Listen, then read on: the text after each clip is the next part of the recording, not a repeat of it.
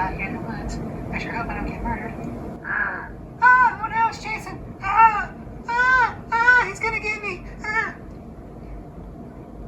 This is technically a fan film. And yeah, I'm kind of proud of it.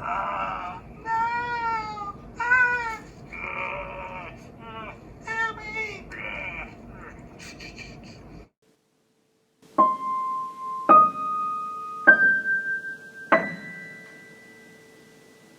Hello, everybody, and welcome back to the Horror Movie Syllabus. My name is Professor Victor, and I'll be your host as we go through all of the essential, noteworthy, interesting, and notorious modern horror films. If you're new to the channel, I'm going to recommend you check out our introduction video.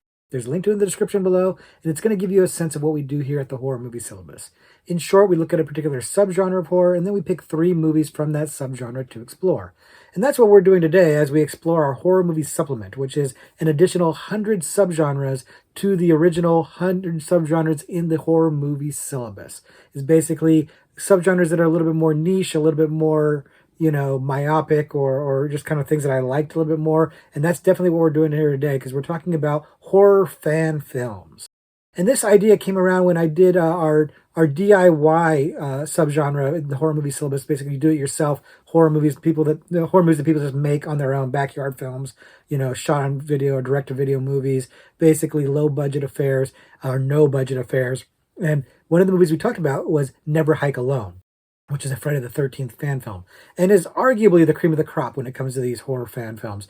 Basically, really strong production values, really well done, crowdfunded and everything, so it had some actual budget behind it, not millions, but it had money behind it, and some quality talent, etc. It's a really great movie, and there's a lot of other ones that are pretty great too. There's a lot of really well-made fan films that I thought are pretty noteworthy. And I thought, you know what? Let's give it its own subgenre on the supplement. Let's go ahead and talk about what I like, the ones I like the best in these horror fan films. And what I like about these oftentimes is that they're really making their own sequels to horror franchises, oftentimes slasher franchises, which I love. And so I really tend to enjoy these. Like I said, a lot of these are crowdfunded, and I have contributed to several of them, including ones that we're going to be talking about today, because I just enjoy these. I enjoy the ingenuity of it, the passion of fans who just really like these series like I do, and have just taken it upon themselves to try to make something new, add something new to the franchise. And, fan films, the quality, is hit and miss. The skill level and the entertainment value of these fan films, by and large, run the gamut. A lot of them aren't very good. A lot of them are kind of mediocre, but some of them are actually a lot of fun. And that's what we're going to talk about today, is some of the ones that I personally enjoy quite a bit. I think they're pretty well made. I think they add something to the franchise, and I think they're worth your time. So those are the ones we're going to explore today. As usual, we're going to go ahead and rank them in undergraduate, graduate, and postgraduate level. And in this case, I think I'm going to rank them in order of how much they contribute, or what interesting new take they contribute to the franchise. So kind of in order of like how interesting they are, kind of vaguely speaking, which I know is a little bit nebulous, a little bit kind of muddy or fuzzy, but I think it'll get clear as we go along in the discussion. So let's go ahead and dig into these fan films. The first horror fan film we're looking at today, the undergraduate level selection, is Dylan's New Nightmare. Dylan's New Nightmare came out in 2023 and is a 35-minute or so short film that is a Nightmare on Elm Street fan film. And it's directed by Cecil Laird, who this is his only credit on IMDb as a director. So this is basically kind of like his first thing that I think he's trying to use to kind of, try to establish a career and make something of himself. But he's got some resources available to him that are pretty interesting, and we're going to go ahead and get into those in just a second. First, if you haven't seen the movie before, the movie takes place 25 years after the events of Wes Craven's New Nightmare, the 7th installment in the Nightmare on Elm Street franchise, and it follows an adult version of Dylan Porter, who's played by the original actor Miko Hughes from the original movie, and he's reprising his role here. And he has, after many, many years, starting to see Freddy. Freddy is starting to invade his life once again, and he needs to figure out what he's going to do to solve that as the hijinks start to abound. And this movie is doing a really good job of continuing off from Wes Craven's New Nightmare. It's picking up where that left off, albeit 25 years in the future or 25 years later. But it does have a lot of love for the original movie, and that shines through pretty well. First of all, they cast Miko Hughes, right, to reprise his role. So you've got a strong sense of continuity right off the bat. There is mentions of Heather Langenkamp's character playing herself. She's not in the movie, and somebody else does her voice. There is a voice part of Heather Langenkamp in here, but it's not not much of a role, and they didn't get her for this. But there is a possibility for a sequel, so we'll touch on that in a minute here. But what I like about this movie is that it's doing a really good job of kind of paying homage to and continuing the New Nightmare aesthetic, both in terms of production value, like the lighting is really good in this, the sound design and sound effects are really, really good in this, and the Freddy design is really good in this. The look of the Freddy makeup is arguably better than New Nightmare, which I actually think the New Nightmare makeup isn't particularly good. I don't think it's a very strong makeup performance or makeup job in that movie, and I think it's actually better here. Now they use a different glove in this movie rather than the special glove, the unique glove they use in New Nightmare. They have a new glove here, and I think that actually works out okay. I think it's kind of adding something new to the mythology. It didn't really bother me or take me out that they did that differently because they're capturing so many other aspects of the movie, so of the New Nightmare movie so well. Not only Miko Hughes, but also the meta vibe of the movie. The movie New Nightmare is very meta, kind of precursor to Scream. We've talked about it on the channel before, but this movie's kind of doing the same things. Like Miko is an actor. He's basically kind of playing himself, and he is trying out for a role in Hatchet 5, and there's producers for Hatchet 5 in there, and so that's fun. It's fun that it's keeping up that meta aspect of it really well, and it's also doing a good job of leaning into the dream aspect of Nightmare on Elm Street, right? It's a pretty good adaptation of a Nightmare on Elm Street concept. Admittedly, the rubber reality aspects of like the Nightmare series don't really shine through as well here, probably due to budget limitations. And while the gore isn't like amazing, it's pretty solid, again, probably from budget limitations. Like the kills don't exactly all happen quite on screen. They kind of cut away a little bit, again, probably for budget, but it looks good. It's good, decent scares and stuff like that. And like I said, the movie is just shot really well. The production values on this are pretty high, which is a theme you're going to hear throughout this video, frankly. And if I have a knock on this, it's that it is a little bit short. It might be better at a full length or at least a little bit longer to give it a chance to breathe a little bit, let the character development breathe a little bit more. But really what it kind of comes down to is it feels like it's a bit of a setup for something more, which I think it is. I think it's trying to set up a sequel. They are trying to raise money to make the sequel. So maybe once the sequel comes out, it's going to be a little bit a better evaluation for it because it kind of ends on a little bit of a cliffhanger and it feels like it's setting something up, but then it just kind of stops. It's a little bit abrupt. And it will depend on how that sequel goes, whether or not I'd want to bump this a little higher. But frankly, I'm already having to make the syllabus right now. So I do think this is a really strong one, in no small part because of Miko Hughes' involvement and also because of the really strong production values, especially the Freddy character. The Freddy character is done really, really well in this. So if you like Nightmare on Elm Street, especially if you like New Nightmare, I think you should definitely check this one out because this movie is really just continuing the fun of that one in a way that I thought was pretty imaginative, ingenious, and getting the original actor in there was something that I thought added a lot to this one and made it a cut above the normal fan film. The next horror fan film we're looking at today, the graduate level selection is It's Me, Billy. It's Me, Billy came out in 2021 and is a 42-minute short film that is a sequel to the Black Christmas movie from the 1970s. And it's directed by two men, Bruce Dale and Dave McRae. And they have quite a few credits of other fan films, mostly Halloween fan films. But they've done quite a few fan films in their oeuvre and their credits, short films as well. So they're really adept at doing this. And they've done a really nice job here. This one is very noteworthy for a couple of reasons, which we're going to get into in just a second. First, if you haven't seen it before, the movie takes place 50 years after the original movie, and of course ignores the remakes of that movie. And it follows Jess Bradford's granddaughter, who has returned back to the home, the sorority home where everything happened, and is kind of going through processing some stuff with her grandmother's death and the story, the legend of what had happened to her previously. And of course, the phone rings and hijinks start to abound. But we're going to go ahead and stop there so as to not spoil the movie too much. But the movie's first strong point is a really good cast.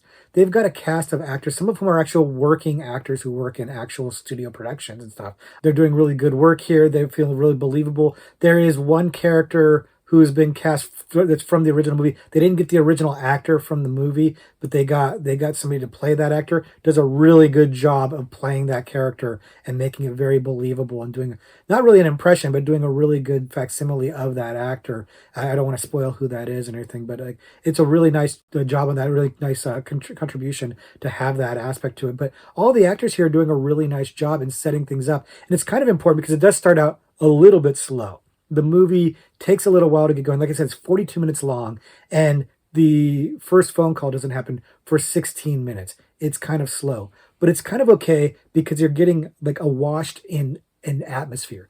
This movie is doing a really good job of setting the mood and tone. And I would say this movie might be the most cinematic of everything we're going to talk about today. It really has strong production values, which the production values are the shining star of this movie.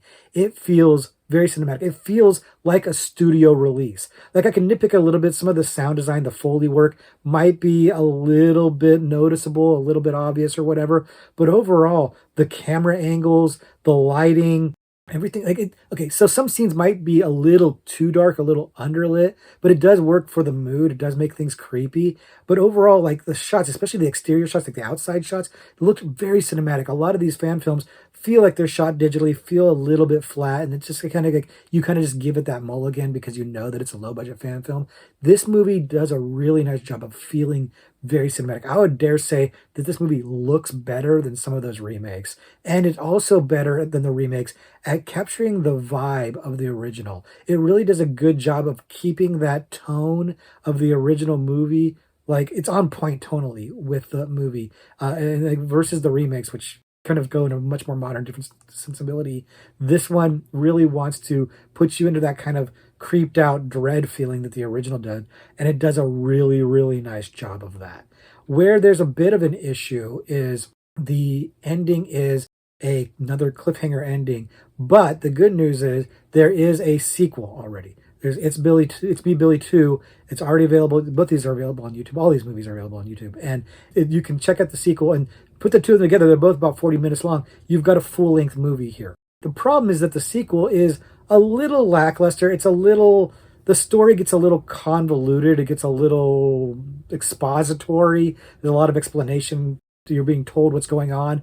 And then look, the story idea is good. Like following the granddaughter is a cool idea, and where the story goes is a good idea. But the way that the second part, they have to kind of explain it all to you is a little disappointing. Like the first part feels really good. It feels really in line with the original movie. Part two feels a little shortcutty. It feels like it's a little bit compressed and just really trying to make sure you understand what's happening. That said, I do think the story is good. I do think that they've delivered something really fun here. I do think that while there's not a lot of gore on screen, the kills in this are pretty brutal and disturbing, and they kind of hit pretty well. So I do think you've got a lot to like here, a lot of things that work really well. I don't want to spoil the story, of course, so I don't want to say how things feel expository and how things are successful. Just, you have to kind of take my word for it, is that the second half's going to downshift a little bit. It's not as good as the first half, but I do think that the story points work out rather well. If you like Black Christmas but didn't care for the remakes, I think this one's going to scratch that itch for you really well. I think you're going to be pretty pleased with this one. But honestly, I'd recommend this to anybody who just enjoys really well-made fan films. People DIYing it, doing it themselves. Because this one, the production values are so good, the acting is really good, and the story's solid. So this one is definitely one you should check out and give your time to. And the last horror fan film we're looking at today, the postgraduate level selection, is Charles. Charles came out in 2021 and is a 60-minute long short film that is a fan film for the Child's Play Chucky franchise, hence the name Charles. And it's directed by two men, Mitch Francis, who's done a few shorts. He's got a handful of shorts on his credits, and Luis Serrano, and this is his only credits. But the two of them come together to put together this pretty imaginative and pretty strong entry into the Child's Play / Chucky franchise. And it's one that I think is pretty noteworthy for a couple of reasons that I'm going to get to in just a second. First, if you haven't seen it before, the movie is a story about a young couple who move into a new home, And as they're decorating and kind of getting settled in, they come across a good guy doll that has been left in the basement. And since the woman has an affinity for old toys, I think her father has a connection to it. They're pretty enamored of this, and they're kind of trying to figure out if it works and this and that. But of course, that is our old friend Charles Lee Ray, aka Chucky. And as he gets ingratiated into this home, hijinks abound. And we're going to go ahead and stop there so as to not spoil it as usual. But the strength of this movie lies in that it is a reimagining of the Chucky origin story.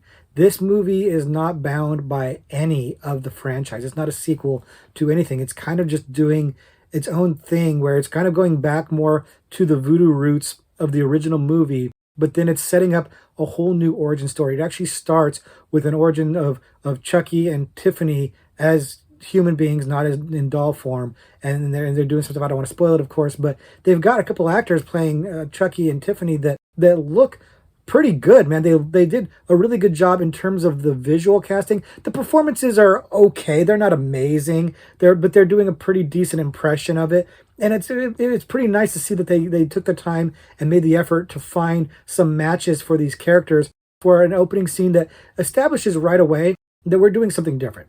It's not following the original Child Play movie. We're doing something a little bit different. It's broad strokes the same thing. Chucky is the same character. Tiffany's the same character. And he's still going to wind up in a doll. But there are some subtle differences to it. There's the whole chanting and the voodoo and everything like that. But it's going to go in a different direction. So right off the bat, they've freed themselves from the constraints of the series. They're giving themselves creative freedom to do whatever they want to do. And that's great. I kind of wish more fan films did stuff like this, where they just kind of take a certain aspect of it, the premise of it, and run with it, rather than being handcuffed by the established continuity. That's fun. It's freeing. And it let me, right off the bat, know I don't know where this movie's going to go. It's going to do different things. And I thought that was a lot of fun. Part of that fun lies in the new mythology surrounding Chucky and the voodoo aspect of this and how the possession angle works. It's broad strokes kind of the same thing, but there are some different aspects of this. No longer is he trying to get into a little boy.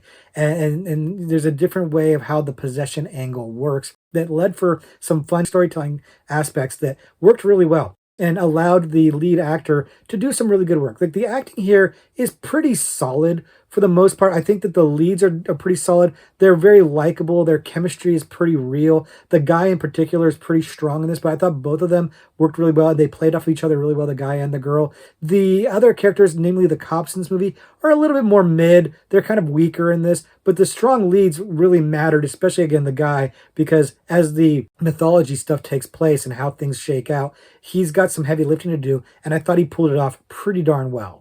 Now, it's probably worth noting the dialogue in this is kind of mediocre. It's a little expository. Some of the dialogue just doesn't feel very realistic, or it feels a little contrived or a little forced. And again, I want to credit these two actors, the two leads, for making it work for the most part. It's not the strongest dialogue, but they made it work in a way that it didn't hold things up. It didn't cause a problem. It wasn't too much of a distraction for me. And of course, when the kills start happening, they're decent kills. They're not amazing, but they're by no means bad.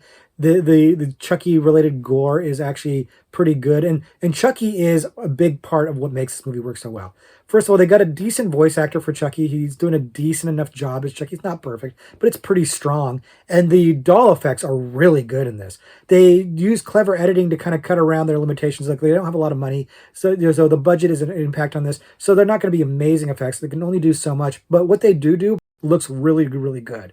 For a fan film, the Chucky aspect of this is outstanding. It really feels like a legitimate Chucky film. Now, I'll admit, this isn't nearly as cinematic as It's Me, Billy. It doesn't quite have that feel. It really looks more like you're watching TV than you're watching a movie, but like a really good TV. Like, kind of close to on par with the Chucky TV series, if I'm being honest. Not quite that level of a good production, but pretty close. And so, like, I can get behind the production values of this, especially considering how good the doll effects are and the performances being strong. And again, taking a bold risk, taking a bold move and going a different direction with this one. This one is a standalone film. It's only 60 minutes long, but it feels like a feature. I'm glad that they didn't pad it an extra 10, 15 minutes to make it feature length and just kept it as long as it needed to be, because it was paced well and I felt like it moved really well. An extra 10, 15 minutes would probably make it feel a little slow, throw the pacing off a little bit. So they made the right instinct just keeping it a short film and making something that was kind of fresh and original, that I didn't know where it was going to go, and it didn't feel stale, but was undeniably still Chucky. So if you're a fan of Child's Play, if you're a fan of Chucky, this is definitely probably the best fan film you're going to see of that series, and it's definitely worth your time. Like, it's on par with some of the weaker sequels in the franchise, and it's fun. Like, it definitely captured the fun aspect of Chucky, but also made sure he still felt scary. It still had a good scary tone. So this is one I would highly recommend. I feel like this one has added a lot to the franchise. So it's definitely one for your time, and definitely for the fans of the series for sure. So those are our picks for the best of the horror fan films. But I've got a few extra credit selections as well, of course, because I do enjoy this subgenre. I do think that these are movies that are worth talking about, giving a little bit of shine to. So the first one I want to mention to you is Scream Legacy. Now, Scream Legacy came out in 2022 and was directed by Zach Salazar, who has a handful of short films to his credit. He's done a number of these, so he's got a bit of a some reps under him, and this is of course him doing an entry into the Scream franchise, and I feel like this one was pretty noteworthy and was worth mentioning because it has a few things that are in fact fairly impressive. So we're gonna get into that in just a second. First, if you haven't seen it before, the movie picks up 22 years after the events of Scream 3, so it's ignoring everything that comes after Scream 3. And we're following Sidney Prescott's daughter, who's now a young adult, as she returns back to her hometown, encounters old friends, old love interests, and also encounters a phone call that it sounds a lot like Ghostface, who's ready to antagonize her and is also looking for her mother. And of course, hijinks abound as they do. And I'm going to go ahead, of course, and stop there so as to not spoil the movie for you. But the thing that I really liked or was really noteworthy about this was the idea or the concept of picking up with Sydney's daughter, which interestingly, at the time of this recording, the Scream 7 trailer just came out. And that's basically taking the same concept and doing it there. Now, I'll be honest, I didn't really think that the Scream 7 trailer looked all that good. And I felt like the woman cast as Sydney's daughter didn't really look all that much like her. And actually, that's true here too. The actor that they got to play Sydney's daughter here doesn't really look that much like her, although it looks more like her than the one in Scream 7 does. But they didn't really nail the casting there. And I'll admit that the acting overall is okay. There's some clunker people there in terms of their line delivery. The performances are not outstanding, but they're not horrendous. And I think that the clunker line deliveries might have something to do with a little bit of the exposition in this. There's a lot of exposition in this movie to kind of explain to the audience where we are in the timeline, what's going on, where Sydney is, what's happening at this stage in the universe, which is kind of necessary, but it does come off very expository. It is what it is. But I do think that they've set up a cool idea following the daughter and having the daughter be the link to Sydney and how everybody kind of wants to get to Sydney through her daughter. That's a cool idea. The production values on this are pretty solid, man. There's really good camera movement in this. I think it's lit very well and it's shot very well. The angles, everything, the shots look really good. This is a professional looking movie for a fan film. It looks really good and it's very well paced too. Like at 106 minutes, this one is definitely stretching the short film. It's almost a feature film length, but it actually works. It actually is moving pretty well. It's getting you into the mystery aspect of it, and it's getting you to the action of it pretty well. And that action's pretty solid. The gore is, mostly happening kind of off screen. But if you think about it, that's a little bit like how Scream itself is. You don't see a whole lot of viscera. There's just a few shots of it, but it's not bad. And the violence and stuff is really pretty well done. It's still pretty bloody, even if you're not getting like a lot of gags. You're getting a lot of blood, and so you're getting what you want in terms of kills. And I think that they're pretty decent. They're pretty solid. They are not quite on par with the Scream series, but for a fan film, pretty darn good. They're really going to scratch that itch. Now, where the film is kind of falling short is on the meta aspect of this. Scream is known for having that kind of meta, self-referential aspect to it. And aside from referencing the previous Scream movies, mostly in terms of trying to establish the timeline and the story, there's not really a lot of those kind of references here. And the movies, as a result, kind of missing a little bit of the wit and the jokes that the actual movies have. So that's, a little bit of a shortcoming of the writing. It's just not quite as clever as that. It's really more of a straightforward slasher than self-referential meta slasher, and that's fine. It's aided by the fact that they're doing a lot of references to the original in terms of not just the actual story, but in terms of the aesthetic, the look, the character of Sydney's daughter, and the music cues. Like they're using music from the original series, the iconic original music from the series. I don't know if they had permission to do that or not, probably not, but they did use it, and they use it effectively. And it does give you a kind of a nostalgic feel for this movie. You're kind of feeling like you're back in the Scream universe. So that's, to me, one of the more noteworthy things about this is that it does feel like it's in the Scream universe. It does feel like it's a Scream entry. And I think that's, pretty noteworthy for a fan film to be able to make it. So I feel like I'm actually still in that universe.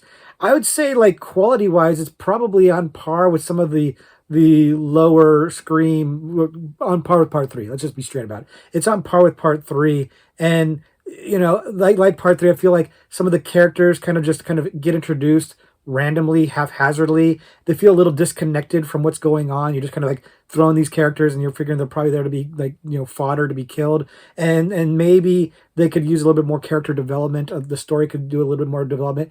Like I said, it's almost feature length. Give it about another 10, 15 minutes of character development. Maybe that works a little bit better and smooths it out. And I feel like I'm kind of like nitpicking or harping on this one, but overall the feel of this was fun. Like I said, it's probably on par for me as watching Scream 3, which I'm not a huge fan of. And I wouldn't know if I'd say better or worse, but it's on par with that. And Scream 3 is fine. And I think this is pretty fine too. But I really love Scream, so I felt like this is one that's worth mentioning because if you like Scream, this is one that's worth your time for sure. Like I said, it's got its flaws. I pointed them out to you, but I think it's getting more right than wrong. And I think it's going to be a fine way to spend a little bit of time. If you can't get enough Scream, you want a little bit more, this one's going to deliver for you.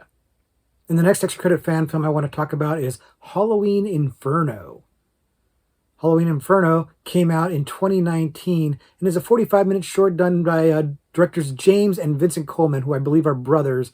And they have a number of short films to their credit. They've actually done a pretty good job with many of these fan films. So they have some experience here for sure. And they've put together this one in installments. This, I guess, was released in kind of short installments of like 8-10 minutes, something like that.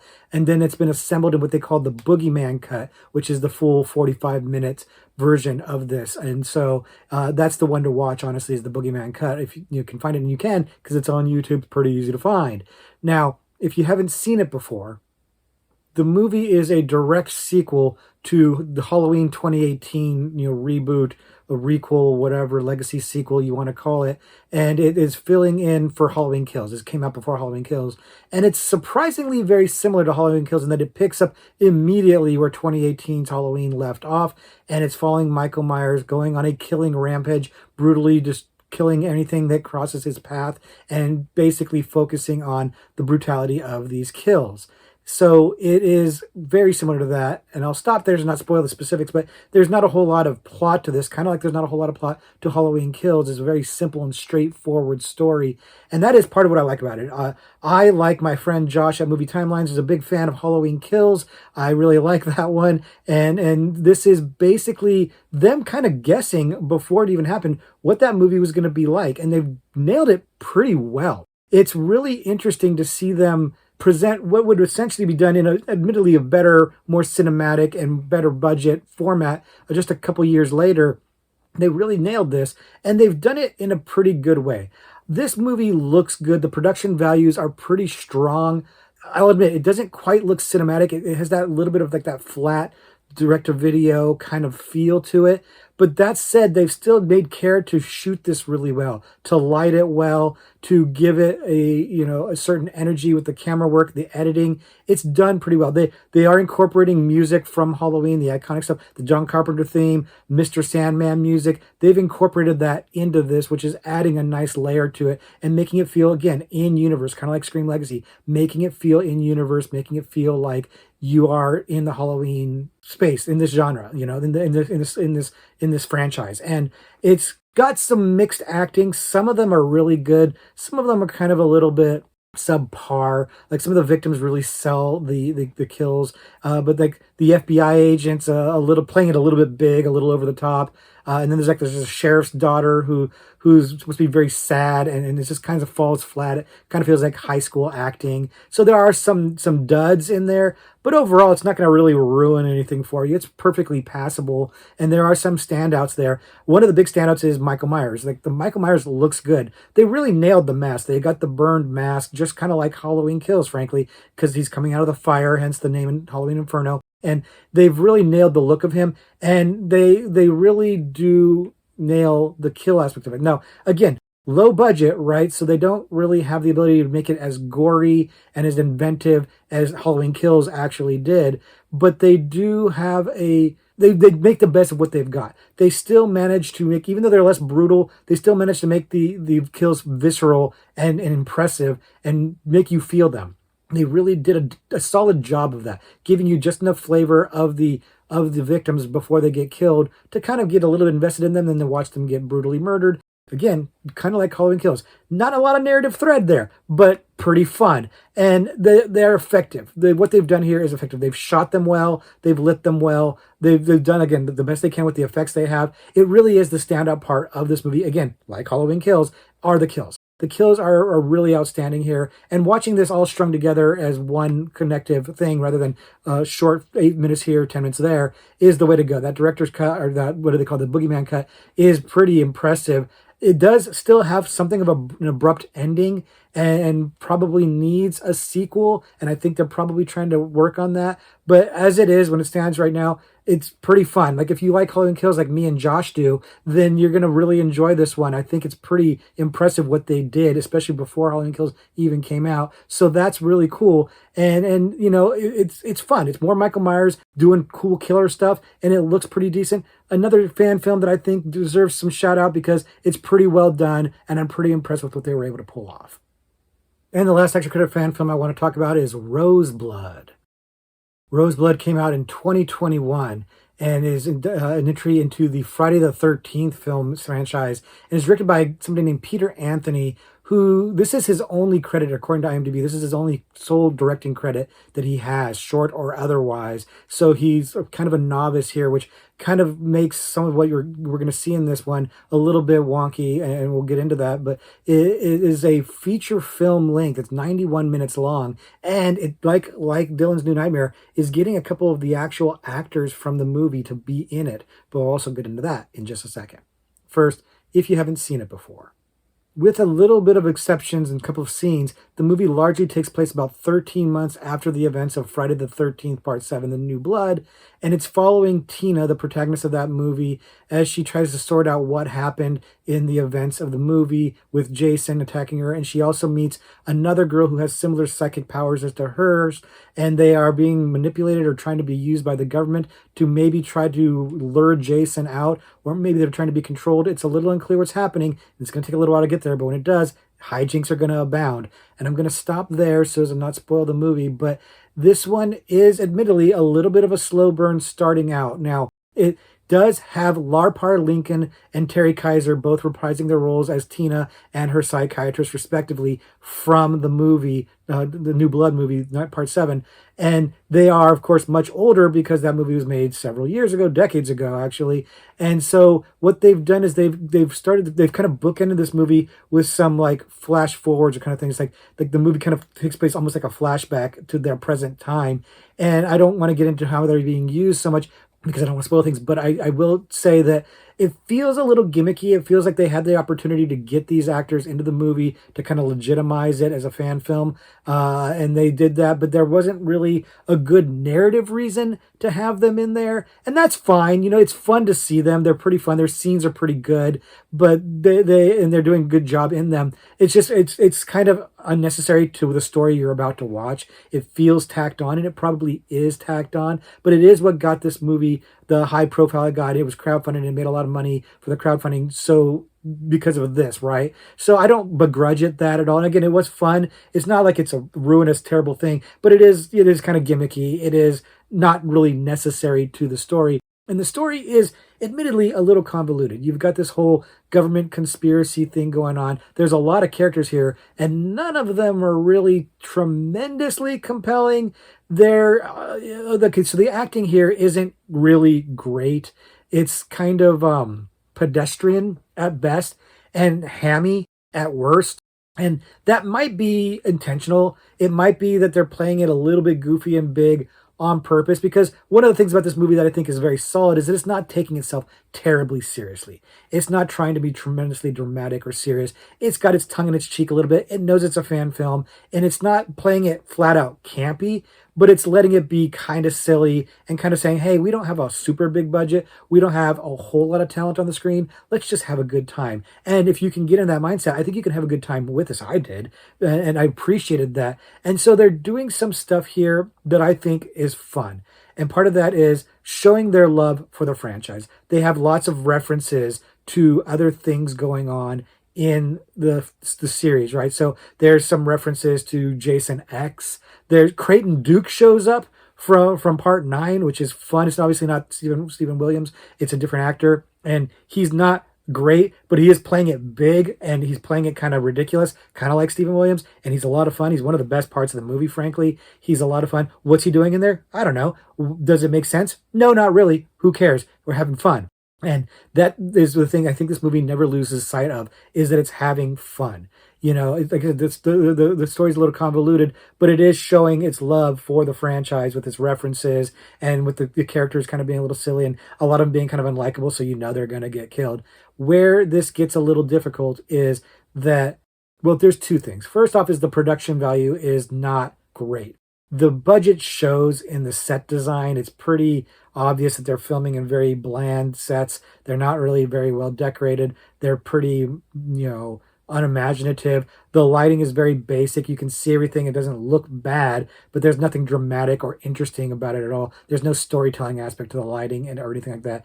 The shots are really claustrophobic. And if you look at critiques of this fan film, you'll see people talk about this. They're really tight shots, and it gives this claustrophobic feeling that I think was probably meant to be intentional to set up this whole, captivity thing where Tina and this other girl, Rose, are both locked up in this facility, but it's done all the time. And I think it's also maybe done logistically to keep the really weak, lame sets from being shown too much. But it really is kind of like, it's weird how tightly shot everything is in this. So the digital filming of this movie lacks cinematic quality, right? It is a product of its budget and of its first-time director. It is what it is. It's not horrible. It's not unwatchable. But it's not, some of these other movies we talked about today, much more quality productions, much more cinematic feel. This one doesn't quite nail that. And it's important because it is an hour of this 90-minute movie before Jason shows up. So you're getting all the story stuff. You're getting some of these fun Easter egg references and stuff like that. But you're watching a pretty mediocre, like amateur style film being made that's not really doing anything to manipulate your emotions much other than the music, and we'll get to that in a second. And it's kind of a little bit of a drag for a little while, for about an hour.